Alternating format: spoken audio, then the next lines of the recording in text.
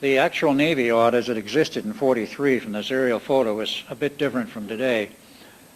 This is the front section where we had our offices set up there in that L-shaped building.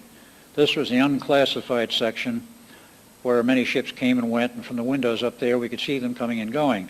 The classified work was carried on back here. Typically the Eldridge is parked in that berth, and this bridge is still there to this day, and that controlled access to the back section. And again, in '91, we took many pictures to show the size of the Navy Yard, and the fact that there were, and still are, a lot of ships in storage.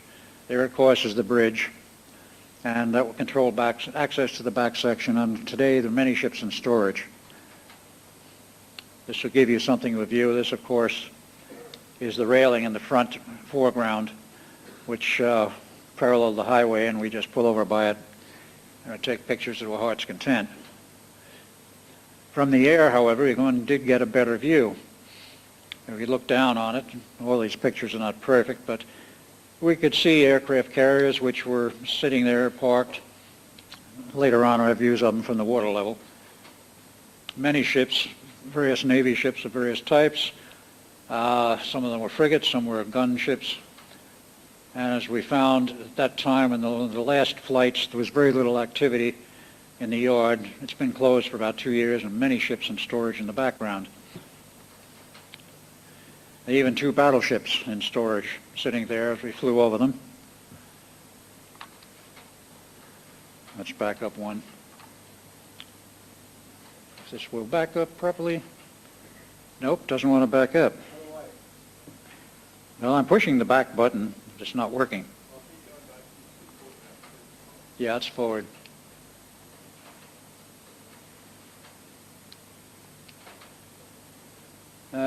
We've got a problem here. No, this thing is not working right.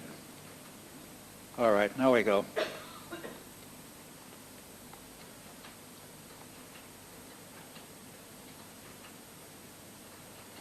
Okay, hold there. That's good. Very little activity currently, none now. And as I started to say, the 1995, there was a convention I attended in Philadelphia in which one of the TV stations wanted to do an interview and a survey of the Navy Yard. Well, they couldn't get in by ground because it was sealed off, so we rented a launch and went by sea. We've got some interesting photos. From the water level, you look up at these ships, they're quite large, and when you get underneath some of the carriers, they're enormous. You don't understand how big these are unless you're quite under them, and of course the woman who was doing the narrating had no concept of what some of the modern carriers like this, the CV-60, I think it was, the Forrestal, the size of it and how big it is with the flight deck up there. This is the bridge when you look at it from the water level with a warning sign there, keep out, and so forth. We did not go through and under there because the yard, it was, at least at that time, patrolled. This is the Fold Hall, which was the actual administrative center for the Institute of Advanced Study. It was completed in 1939, and after I realized my connections, I went back there to Princeton, that whole area, to see what I remembered and what I could find. The 4 original founding members of the Institute of Advanced Study was Dr. Alexander, this was taken from a documentary, Dr. Einstein, in a famous pose, familiar one with his pipe, John von Neumann, that photo was taken in Europe before he left for the United States, Dr. Oswald Veblen, of whom I know very little. Those were the 4 original founders. There were many more after that, and many more projects. Dr. David Hilbert, a German mathematician who figures very heavily in the background of the mathematics which led to this project. He developed 5 different systems of mathematics. The principal one was nicknamed Hilbert Space, in which he described multiple realities and how they could exist side by side, which was quite important in terms of the theoretical understanding of what we were doing. And that, as well as other highly advanced math, figured in the final analysis, and which led to hardware. T. Townsend Brown, who became associated indirectly with the project because he was a Naval Reserve officer who was pulled in the Navy in 1938 to work on the German magnetic mine problem, which he did solve, and the approach was quite similar to that which we used later. This is the library inside the Fuld Hall. One of the more concealed and lesser known people is a Dr. Norman Levinson. I finally found his books in the library there, 5 unclassified books on mathematics, very advanced. He was at MIT as a math professor until he died in '76. But the classified books, the more important ones he did on time equations and the time matrix, are still classified, and you can't find those in any normal literature listing. I wandered around the grounds, and this, of course, is part of the graduate building on the Princeton property. As you can see, very well maintained. It's a very elite school, has lots of money. It's the second oldest university in the U.S., Harvard being number 1 for being the oldest. And I wandered all through this place and around the property, and I saw this pine tree in the middle of that back courtyard, so I took a picture of it. It had nothing to do with the experiment, but I thought it was a nice tree and had some memories for me, so I added it to the collection. But this is one of the study halls, very familiar to me.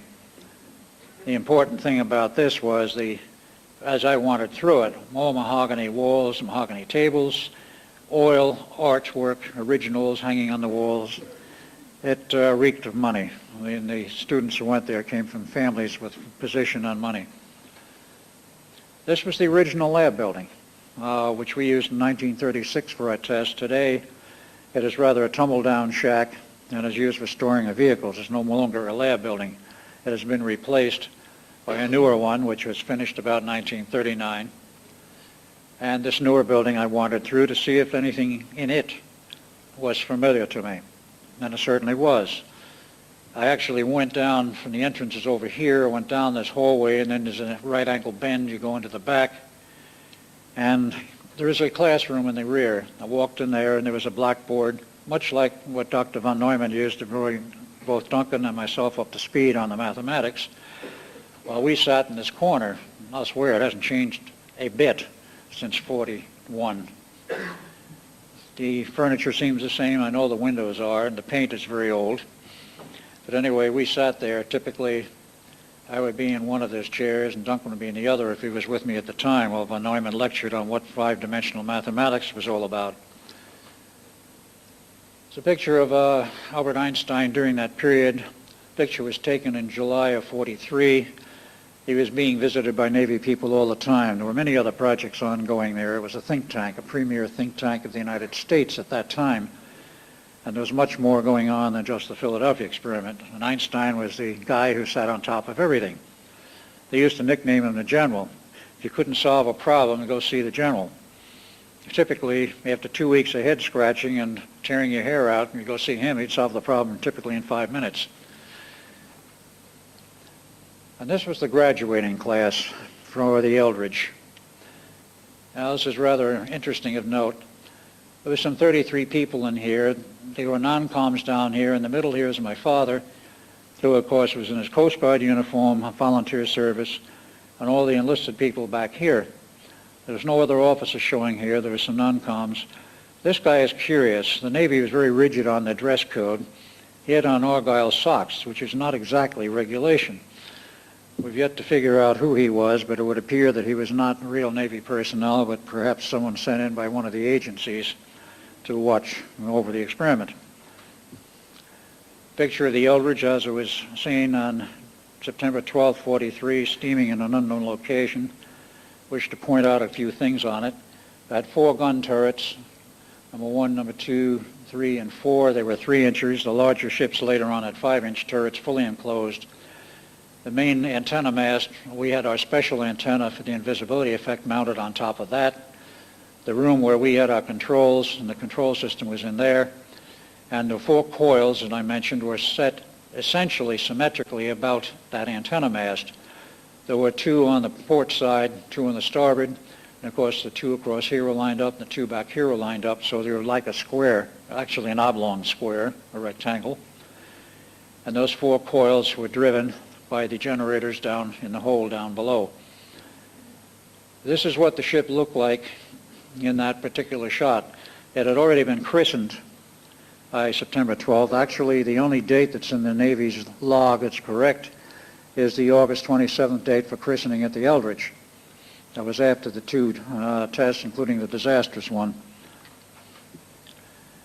These pictures fell heir to me because of a man by the name of Phil Schneider. His father, Oscar Schneider, was the official MD in charge of the project. Oscar Schneider, this man here, is a Navy man who the Navy says was born, according to the official record, in Chino, California in 1905, went to the University of California at Berkeley, took his pre-med, and then went to Harvard for his medical school and joined the Navy and came up through the ranks.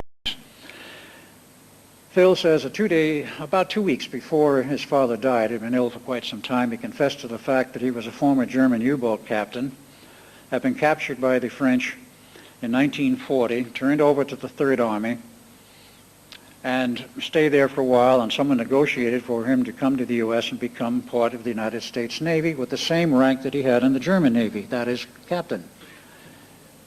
He became a medical officer, medical corps. And there's some very strange aspects to that because I've read some of his handwritten notebooks, and I've never seen an MD that can handle mathematical equations like Oscar Schneider could. So what he was in the German Navy before, other than captain, before he was captured, I don't know.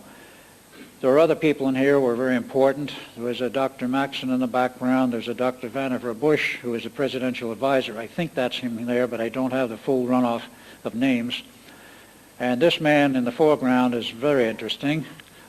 The man's name, as I found out, was Don Thor. He had a brother, Val Thor, who had an office in the basement of the Pentagon during the period, around that period for about 2.5 years, opposite Dr. Schneider's office, MD doctor, who had an office in the basement. That was on the 9th of August when that picture was taken. The man who was lecturing was an Indian, that is continent of India physicist, who was a specialist in subatomic particle physics. And exactly what they were lecturing on, I don't know, but most of the people in there were civilian and were scientists of some stature and repute.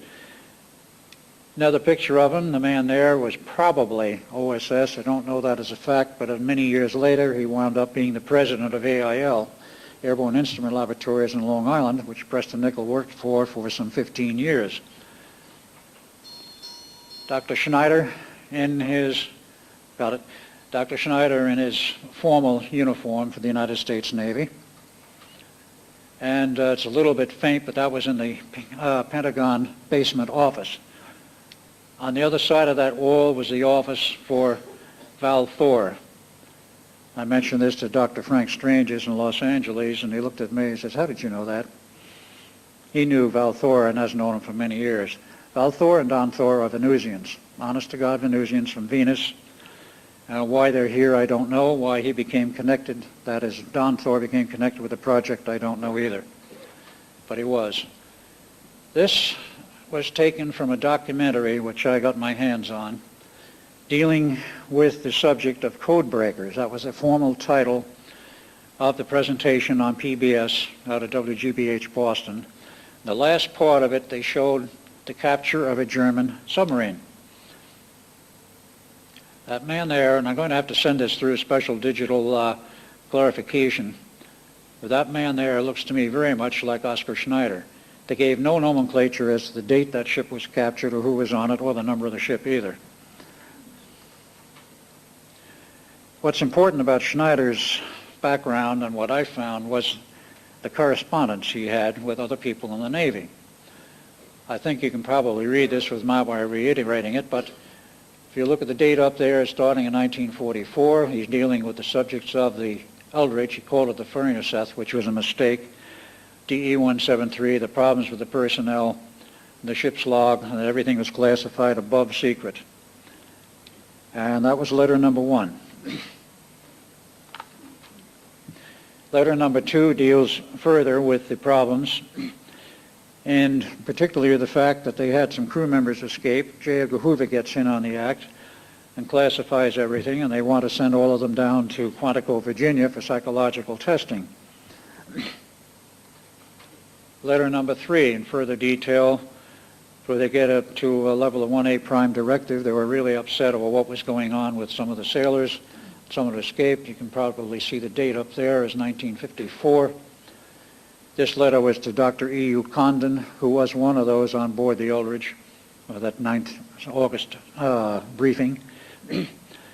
He's going into the whole problem which was still plaguing them, and then gets into some personal material down here about other projects he was concerned with related to Tesla. But the fourth and final letter is the most interesting. Notice who it's sent to and the clearance level. There's a rhyolite clearance level, which I had somebody on the radio a month or so ago deny there was any such clearance, but Phil Schneider had a rhyolite 38. Don't know what clearance level his father, Oscar, had, but he's dealing with people at still higher level. He deals with the subject of an autopsy of sailor number 9 and what he found in the body, particularly in the cerebellum. This strange little object, about 1 1/4 inch long, 1/4 inch in diameter, had a metal tip, and on that metal tip was some very strange writing, symbols which were not of this earth. And he asked, what is this thing of the superior? It was buried in his brain, the dead sailor's brain, and he found 3 more in the same body, 4 total. We had no such technology in 1943. That gave final proof to me of the rumors I had heard for years that while the ship was in hyperspace, aliens came on board and examined the sailors and wanted to know what their ship was doing where it was, and apparently implanted some of them for perhaps future tracking. I don't know why. Nobody seemed to know at that time why.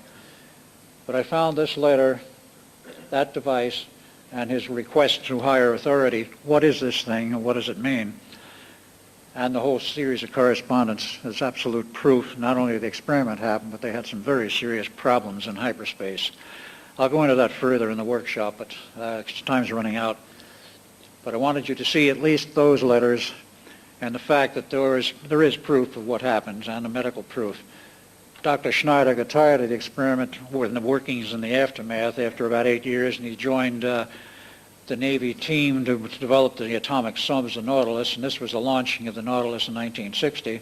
Dr. Schneider is there, the fourth from the left, and he stayed in the Navy until he finally retired. This was Dr. von Neumann at an earlier date when he was happy. He gave a lot of parties in Princeton.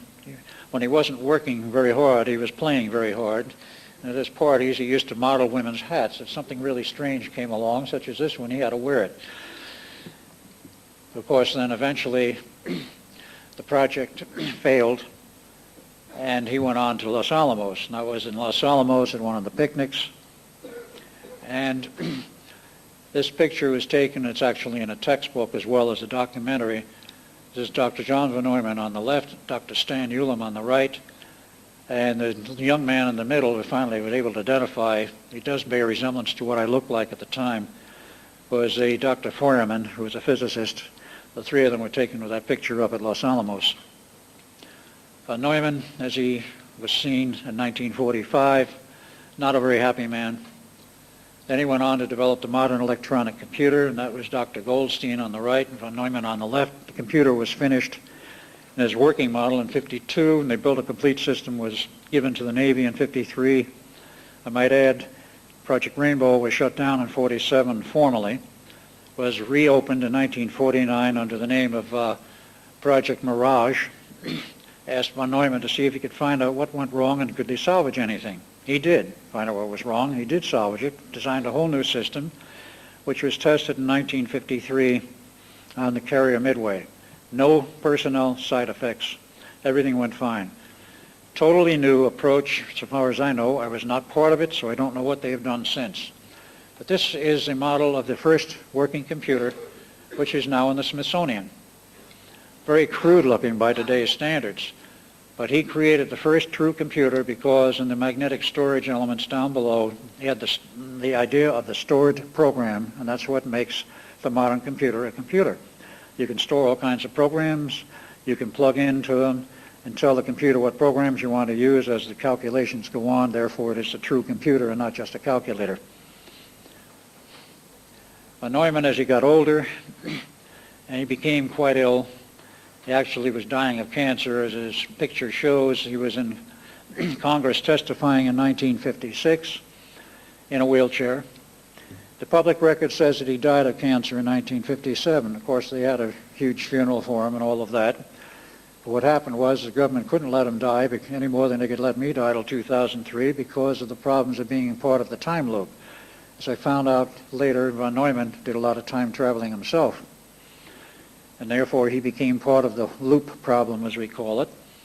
They cured him of the cancer, gave him a new name, Howard Decker, but he kept going on, working for the government, writing books under his own original name, and created quite a stir because formally and officially he was dead. But there were plenty of people who knew he was alive because he was still working for the government up till '83. This is his, what was left of his home upstate New York. It had a fire in 1984, and so he had to leave the house as a formal residence. This is some of the backyard appearance. He went to the trailer, which you see there, and that white car was one of my rental cars in one of my trips. And it's interesting because of certain sequences of events that happened. This is Preston Nichols. This was Decker kneeling down, and one of the people visiting him up there at the time to buy some of the surplus electronics he had. I want to point out a few features of Dr. von Neumann when he was younger. Very bushy eyebrows, fairly high forehead, but notice a somewhat protruding left ear, a heavy nose, a heavy mouth and chin, and those basic characteristics don't change as you age. In 1993, I think it was, in November, we took Howard Decker out to dinner, and I, with his permission, took pictures of him. Notice the heavy nose, the somewhat protruding ear. Most of the hair is gone, but the sideburns are still there. The same chin structure, much heavier in terms of the jowl sinking, but the general cast of the face is the same as the earlier one. Okay, back up. Notice again the nose and the chin and the mouth structure in the ear. We know that that is the same man, even though he's in hiding, and he runs under a false identity, which he is even not aware of most of the time.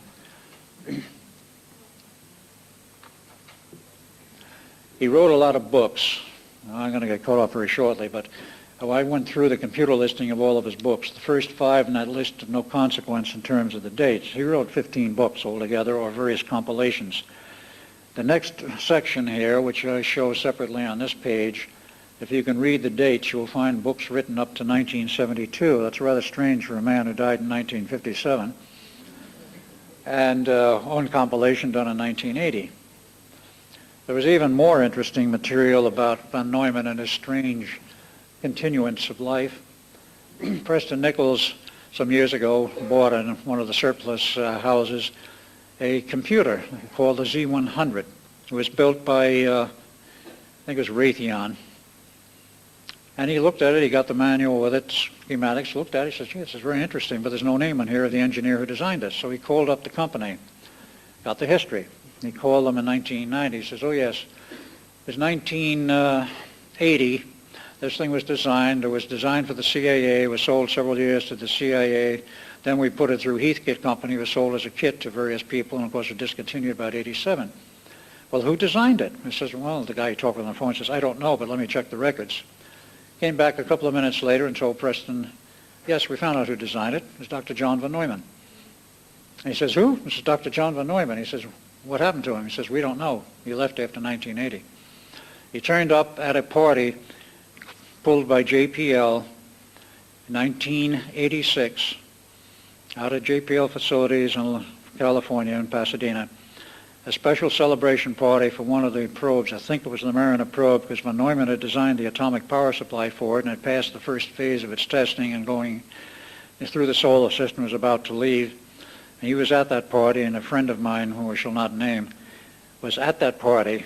He was working at JPL at the time, and he says, von Neumann was there. And I says, you're sure it was him? And I said, yes. He says, I talked with him. He says, what was the state of his mind at that time? He says, it was pretty well shot. Well, there's a lot more we can go on with here. When I get cut off, I'll have to stop. I want to back up one here. I'm sorry? Keep going. All right. Back up. Come on here. Back up. All right. Here we go.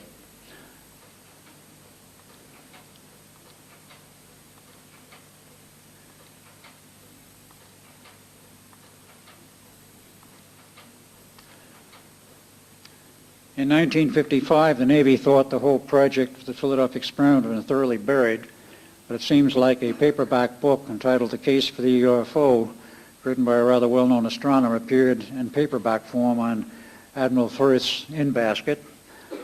And in the footnotes, handwritten, it described various things in outer space plus the Philadelphia experiment. Well, they called, as the Navy loves to do, another little board of inquiry, only this one involved a lot of other people than the Navy. This was Dr. Werner von Braun, Mr. Stanton in the background, chairman of Vero, because this involved Vero Corporation. They eventually reprinted that book in the notes, and this was George Hoover, who was a Navy man at that time. I finally did track him down and ask him what he knew of this meeting, and he says, well, yes, I remember it. And he says, what was most interesting in the history of this whole thing was the medical records. And I says, oh? He said, yes, there were 3 sets of medical records. I read them. He says, they were the most interesting to me rather than just the history of the experiment. But the thing wouldn't die after that, and of course there's been many popular items written, including several books. In 1978, a book entitled Thin Air was written, which was a fictionalized version of the Philadelphia experiment, relatively accurate. 1979 was the Philadelphia experiment, Project Invisibility, by Berlitz and Moore. Moore wrote the book. Berlitz did the introduction. Way off base. They didn't know much of anything about what happened, except something happened. In 1990, I did a book with Brad Steiger entitled The Philadelphia Experiment and Other UFO Conspiracies. In 94, a 4th edition of the story was printed under the title The Philadelphia Experiment Chronicles by Commander Rex. Commander Rex is a pseudonym for Tim Beckley, who owns the publishing company. I did not write that one, but he used my material. But that covers a little bit of the waterfront. Now, back in the picture, the gentleman standing behind my father, I sort of thought I knew. This man was my roommate and is now dead as of June 8th of 96. I met him some years ago, and I had an offer when I had to leave Phoenix to move in his house in Atlanta, which I did. And during the period of time which I knew him, he was another extreme sensitive. This is what he looked like generally in the period around 93, 94. And that red car was his. I'm still driving it. And we made a trip upstate New York. We stopped in Pennsylvania. This was Noel Suzundi, Reading, PA. We were snowed in for 3 days, 36 inches of snow. We finally got out and went upstate New York and came back. On the way back, we had to turn the car in, of course, at the airport. We got gassed up and we're heading back to the airport, and we saw this sign, Preston's Diner. We got time, let's stop in and have a sandwich. So we did. And this is what the diner basically looked like, one of the old designs, stainless steel with a brick base. We go in and sit down. We're sitting there, order sandwiches. We're there about 10 minutes. I start to get very twidgety and nervous. There's something strange about this place, is what I said. And I'm watching my former roommate, Peter Sokol was his full name. Not only twidgety, but he's starting to dig in his pocket for something. And I finally asked him, what are you digging for? What are you looking for? He says, my cigarettes. I said, you don't smoke. That was when it hit me. He was doing a replay of the 9th of August, 1943, which he said it was 3 days before the test. He says, we were in there that night. He says, I was terribly nervous. I knew something was terribly wrong. I says, yeah, I brought you in here that night. And I says, well, a lot of us came in there over the period of time, because the diner was a 24-hour diner in those days, right outside the back gate of the Navy Yard. And he says, I knew something was wrong. We all did, I suppose, but he says, I couldn't figure out what it was. And I says, no one could. But he looked out the window, it was daylight, and across the street, at the present time, that is, diagonally across the street was a little church. And he looked at that and said, oh yes, St. Ignatz. He said, St. Ignatz? He said, yes, that was the name of the church at that time, but it was directly opposite the diner. Well, at this time when we went in, it was not. It was a quarter to half a block up. So as we left, we asked the management, or I asked the management, what do you know about the history of this diner? He says, well, it's been in the same location now for 25 years. I says, well, where was it prior to that? He says, about half a block north of here, you know where the parking lot is now, directly opposite the church, exactly as Pete remembered it. That is the only time he ever remembered his connection, in a prior lifetime, of course, with the Philadelphia experiment. But I found it rather significant. That was the original sign, rather weathered. I don't know how much time we have to get into the family connections, but in terms of my family, that was my grandfather, Edward Cameron, Sr., picture taken 1891, quite a few years ago. This was father, taken in 1901 when he was 10 years old. He was born in 1891 and passed on in 1981, according to the official record. So I found out since he lived another 5 years after he was officially dead. Created quite a problem for him. This was taken when he was in the Navy in 1917. As you can see, the senior down here was a bosun's mate first class. He was not an officer. It's the only picture we have of him in the Navy. We have none of the records. They've all disappeared. But the town historian had some of the records and knew that he left the Navy in 1929. Now, during that period, when the war was on, he disappeared and went to sea, and we then or after only saw him typically once a year, usually around Christmas. And we used to have a Christmas party, and he took Duncan and I downtown Brooklyn to one of the department stores. I remember it quite clearly. This was, again, father when he was 50 years old in his Coast Guard uniform, still a strikingly good man. He had 6 wives. First 2 were common law and parallel. Number 3, 4, and 5 were legal. And number 6, again, was common law, and that was the one that survived him. In fact, number 5 survived him also. It was number 5 that Duncan was reborn to in 1951 after he died in the future. But father never had a problem with girls unless there was too many. He was given a citation by the Coast Guard for his service during the war. Note that the name is spelled out here as Arnold, and it was 3,000 hours. He adopted the name Arnold, which was the aunt's name, Auntie Arnold, from the Arnold Constable Company. But he did not legally change it. I did find that out, and I'm still trying to track down my birth certificate as Edward Cameron. I've not been able to as yet. He built a lot of these racing sloops after 31, raced in the regattas, and he'd sell it and build another one. He used to fish a lot upstate New York, in Lake Saranac.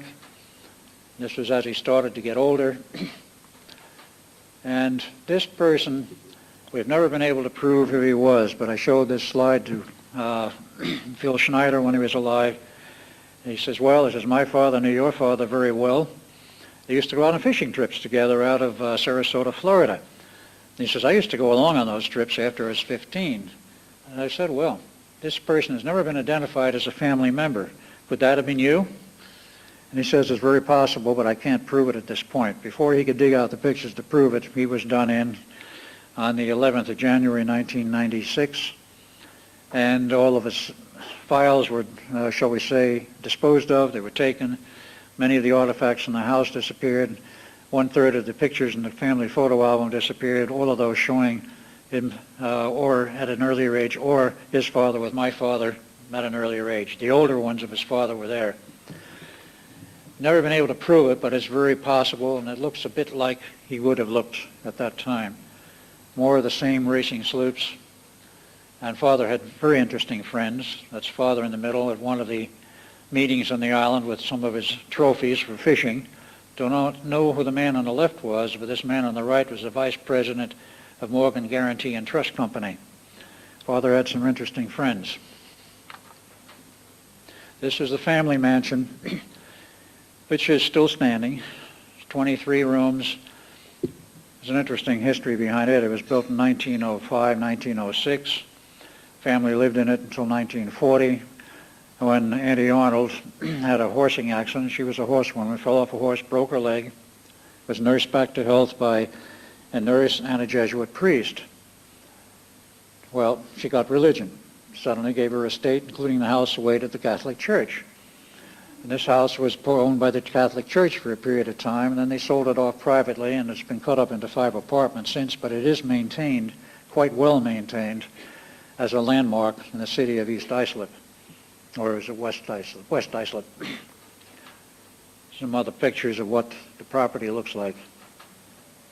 This was Duncan at the age of 16, current Duncan, and some very strange things happened to him.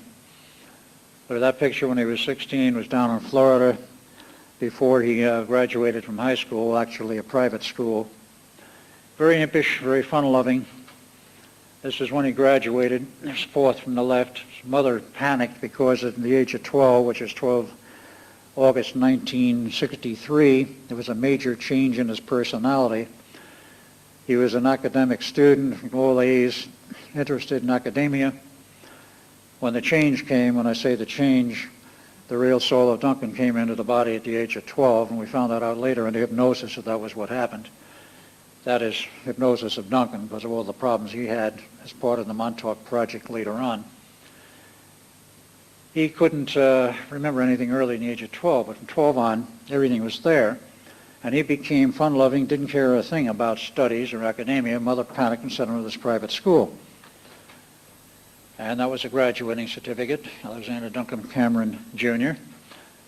Saw a father in Florida before he enlisted in the Air Force, became part of the Air Force in Vietnam era from 68 through about 72 or 3 when he was injured, and was mustered out of the Navy, the Air Force, tried to get in the Navy. They didn't want him because of his injury. Wound up on the west coast of the United States for a period of time, and then finally wound up as part of the Montauk Project.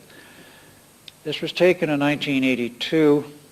He inherited some money from father when he died legally in 81, including this house in the back, which was on a strip of island, which was known at that time as his hunting lodge, and it's Captree Island, actually. And this was a catamaran he bought, and the picture that you may be able to see there of Duncan is not very good.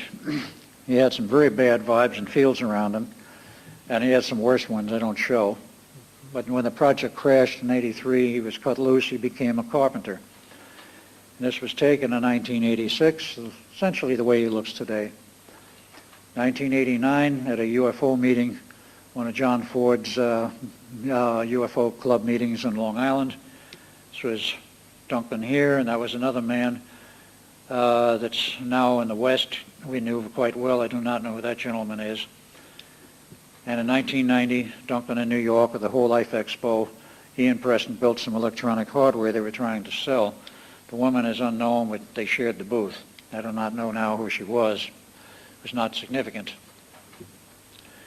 In terms of my family, the disappearing family, as I call it, in 1960, I bought property in New Mexico and subscribed to this magazine, New Mexico Review. Date August 1965, I think that is on there. Turned the page over, and there was this picture of a cattle judging contest.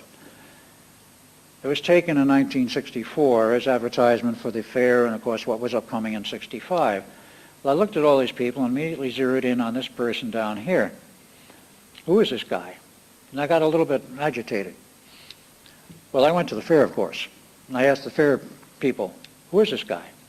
Wouldn't tell me. Well, what contest was that? They told me that. It says, well, is there a list of the contestants? Yes, but you can't have it. Well, is there a list of winners? Yes, you can have that. We'll send it to you. Who did the picture? They told me it was privately done by a local photographer, so I went and got an 8x10 glossy, which I still have buried. And since I got nowheres with them, I forgot all about it. Comes 1988, my memory returns. Then I remembered this picture buried someplace in one of my dresser drawers. I pulled it out.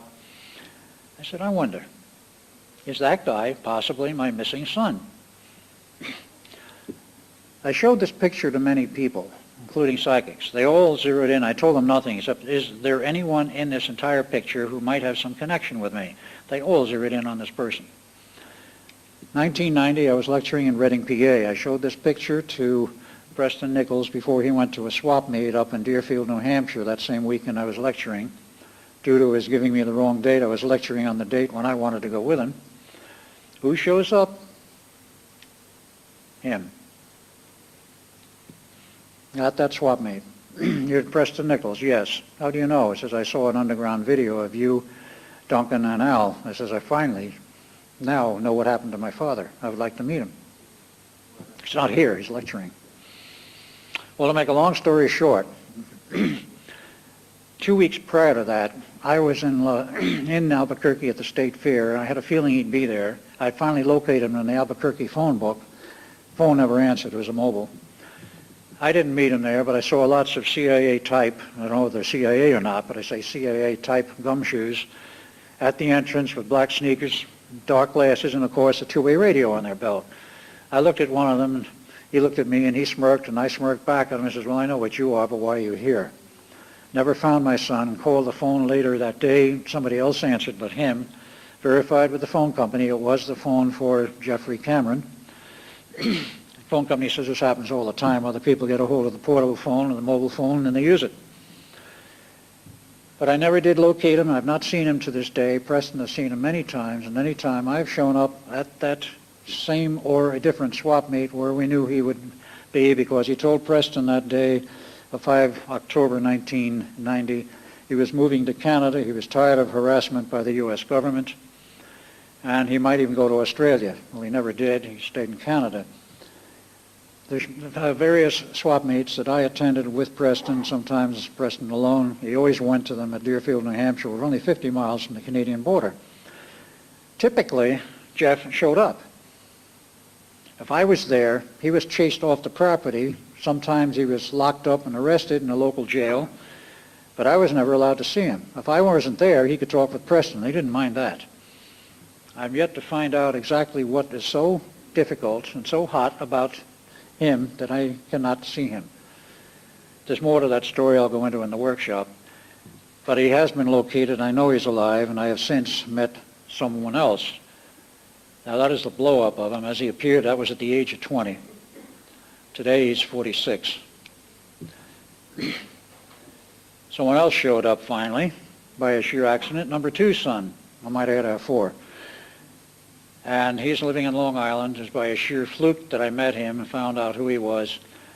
Morgan is his name, and he goes under the name Kelly now, but his original family name was Cameron. There's a long story involved with that. But I was his house guest, not knowing who he was. Preston didn't know his connection with me, and he had no idea of it. Had any of us known in advance, I'm sure it would not have worked out for me to stay there. I'll have to cut it off in another minute.